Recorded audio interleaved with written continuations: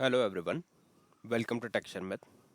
आज के सेशन में हम शेल स्क्रिप्ट से रिलेटेड एक और टॉपिक कवर करेंगे, जिसमें हम देखेंगे कि किस तरह से हम एक इंटीजर वैल्यू को किसी वेरिएबल में स्टोर कर सकते हैं और उसको यूज़ कर सकते हैं। इससे पहले वाले सेशन में हमने स्ट्रिंग से रिलेटेड टॉपिक डिस्कस किया था, जहाँ पे हमने पहले तो एक नॉर्मल स्ट्रिंग बनाया था, फिर हमने एक मल्टी लाइन स्ट्रिंग बना के देखी थी कैसे मल्टी लाइन स्ट्रिंग को होल्ड किया जाता है, या उसके साथ में अगर कोई टेक्स्ट अपेंड करके कुछ डेटा प्रिंट करना तो वो कैसे होता है। ठीक है, तो ये सारी चीज़ें हम ऑलरेडी डिस्कस कर चुके हैं।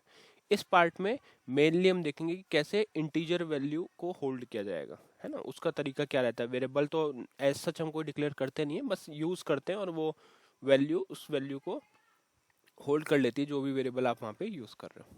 ठीक है, उसको फिर एक्सेस कैसे करना है, ये चीज़ इंपॉर्टेंट रहती है। तो हर बार की तरह पहले रिक्वायरमेंट तो हमने क्लियर हो गई कि हम क्या देखने वाले हैं। हम ऐसे सिनेरियोज देखेंगे जहाँ पे हम कुछ वेरिएबल्स में इंटीजर वैल्यू को होल्ड करेंगे और फिर उस इंटीजर वैल्यू को अपने प्रोग्राम अपने स्क्रिप्ट के अंदर यूज़ करेंगे। ठीक है, अब सबसे पहले अपन यहाँ पे कमांड एक रन करेंगे वर्क एल के। वर्क एल के कमांड क्या करता है, work with object link screen open करेगा। तो ये हो गई अपनी work with object link screen. अब इस स्क्रीन पे आप देख रहे हो अपने पास डायरेक्टरी बाय डिफॉल्ट तो दिखाता है स्लैश होम शर्मित, बट अपन इस डेमो के लिए एक अलग डायरेक्टरी में मूव करेंगे जो है टेक्स्ट शर्मित नेम से। तो इस डायरेक्टरी में मैं ऑप्शन 5 लूँगा। 5 लेने के बाद में अपने पास ये डायरेक्टरी आ गई जिसका पाथ क्या है, स्लैश होम शर्मित और टेक्स्ट शर्मित। ठीक है, इस डायरेक्टरी पे एक फाइल मैंने ऑलरेडी क्रिएट की हुई है, स्क्रिप्ट फाइल, और इसको एग्जीक्यूटेबल भी बनाया हुआ है chmod कमांड से। अगर आपको आइडिया नहीं है कि कैसे इसको एग्जीक्यूटेबल बनाते हैं शेल स्क्रिप्ट को, तो वो आप पहले देखो, क्योंकि ये पहले भी हम कवर कर चुके हैं और ये सारे सेशन एक प्रॉपर सीक्वेंस में।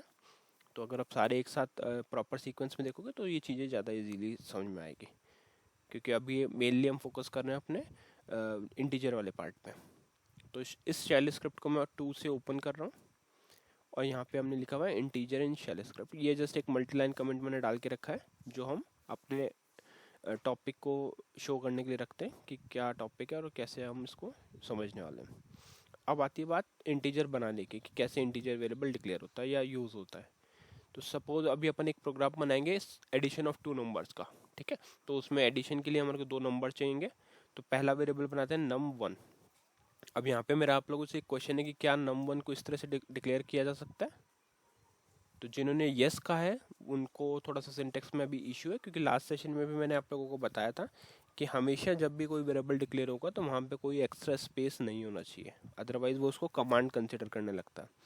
तो स्क्रिप्ट के अंदर हमेशा इस तरह से वेरिएबल डिक्लेयर करोगे, num1 लिखोगे इक्वल 40। ठीक है, या वैल्यू कुछ भी हो सकती है, वेरिएबल का नेम कुछ भी हो सकता है, बट यहाँ पे स्पेस नहीं रहना चाहिए। ठीक है, तो ये एक वेरिएबल बन गया। सेकंड वेरिएबल डिक्लेयर करते हैं। सेकंड वेरिएबल अपन बनाते हैं यहाँ पे num2, इसकी वैल्यू रख देते हैं 60। ठीक है, तो ये दोनों वैल्यूज हो गई। अब अपन एक काम करके देखते हैं कि पहले इन दोनों वैल्यूज को ही प्रिंट करके देखते हैं और फिर इसको सम वाले प्रोग्राम में कन्वर्ट कर देंगे। तो यहाँ पे मैं i5 ले लेता हूँ 5 लाइन्स इंसर्ट करने के लिए, और यहाँ पे इसको प्रिंट करके देखते हैं। इको, यहाँ आ जाएगा डॉलर। पहले बताया था कि जब भी वेरिएबल को एक्सेस करना है थ्रू आउट स्क्रिप्ट तो आपको डॉलर सिंबल का यूज़ करना पड़ेगा। तो echo dollar number 1, echo dollar number 2, इतना करके सिंपल सेव करना है। बट उससे पहले मैं इसको कॉपी कर लेता हूँ, इस पाथ को, सेव और एग्जिट। अब दूसरे सेशन से QSH रन करेंगे, क्यूशल कमांड प्रॉम्प्ट ओपन करने के लिए। और इस कमांड प्रॉम्प्ट पे हम एक कमांड रन कर रहे हैं जो स्क्रिप्ट का ही पाथ है, slash home Sharmit text Sharmit Sharmit dot sh। इस पाथ पे जैसे एंटर करेंगे तो यहाँ पे ये दो वैल्यूज प्रिंट हो रही है 40 और 60। और ये दोनों वैल्यूज कहाँ से आ रही है, num1 वेरिएबल से और num2 वेरिएबल से। ठीक है, तो num1 में क्या वैल्यू होल्ड करते हैं 40 और num2 में होल्ड की थी 60। तो ये फर्स्ट टास्क तो अपना कंप्लीट हो गया कि अपन ने एक न्यूमेरिक या इंटीजर वैल्यू को होल्ड किया किसी वेरिएबल में और उसको प्रिंट करके देख लिया। बट हमारा मेन जो पर्पस था वो ये था कि इन दोनों का सम को भी कैलकुलेट करना। ठीक है, तो सम कैलकुलेट करने के लिए आपको लिखना पड़ेगा यहाँ पे टोटल इक्वल, यहाँ भी स्पेस नहीं आएगा, और इसके बाद में यहाँ पे सम कैलकुलेट करने के लिए पहले आपको डॉलर सिंबल लगाना है और फिर इसके बाद में डबल पैरेंथेसिस, फिर से डबल पैरेंथेसिस क्लोजिंग के लिए, और यहाँ पे आ जाएगा num1 प्लस num2। ठीक है, तो अब इसको प्रिंट करके देख लेते हैं, num1 प्लस num2 इको, और यहाँ पे इस वेरिएबल को एक्सेस करेंगे डॉलर से टोटल। सेव किया, एग्जिट किया, QSH पे फिर से F9 प्रेस करके एंटर किया, तो अभी यहाँ पे आपको तीनों वैल्यूज प्रिंट हो रही है।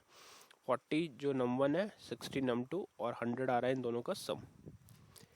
अब यहाँ पे एक क्वेश्चन हो सकता है कि हमने डायरेक्टली इन वैल्यूज को डॉलर से क्यों सम नहीं करवाया। फॉर एग्जांपल अगर आप लोग ये सोच रहे हो कि इस तरह से हम कुछ करें, क्योंकि वेरिएबल को तो हम एक्सेस करते हैं डॉलर से, है ना, तो ये हो गया वेरिएबल अपने दोनों, और यहाँ पे प्लस, तो प्लस है, वेरिएबल है, तो फिर सम होना चाहिए। तो देखते हैं इसका आउटपुट क्या आता है। यहाँ करेंगे F3, ये एक्चुअल में कुछ और आउटपुट ला के देगा, आपको दिखाता हूँ।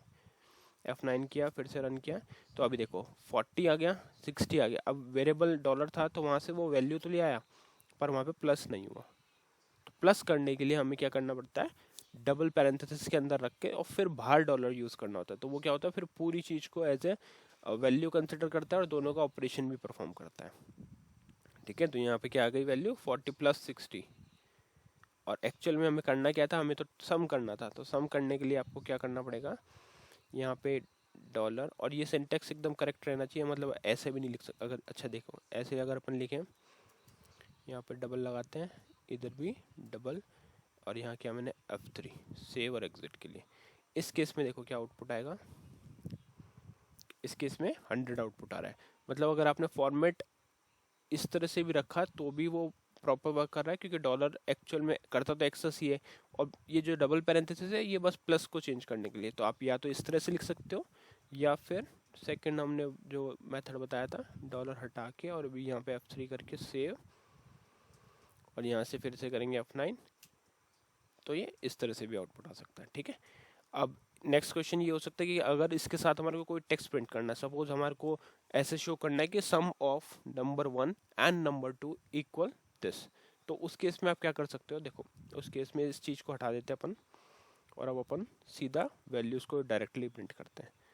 तो ये हटा दिया, अब अपन लिखेंगे यहाँ पे इको डबल कोट के अंदर लिखेंगे सम ऑफ डॉलर नंबर 1, ये एक्सेस करने के लिए डॉलर यूज किया, एंड डॉलर नंबर 2 इक्वल, और यहाँ आ जाएगा डॉलर टोटल।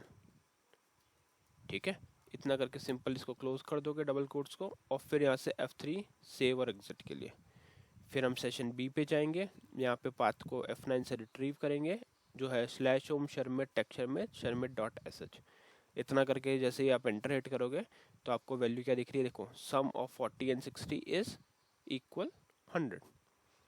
ठीक है, तो इस तरह से भी आप कस्टमाइज टेक्स्ट बना सकते हो इंटीजर वैल्यूज को भी यूज करके। अब रही बात इंटीजर वैल्यू, देखो ये तो हमने देख लिया कि वेरिएबल डिक्लेयर करना बहुत ही सिंपल है, बस आपको स्पेस नहीं रखना है और जो भी आपकी इंटीजर वैल्यू है वो वहाँ पे पास कर सकते हो।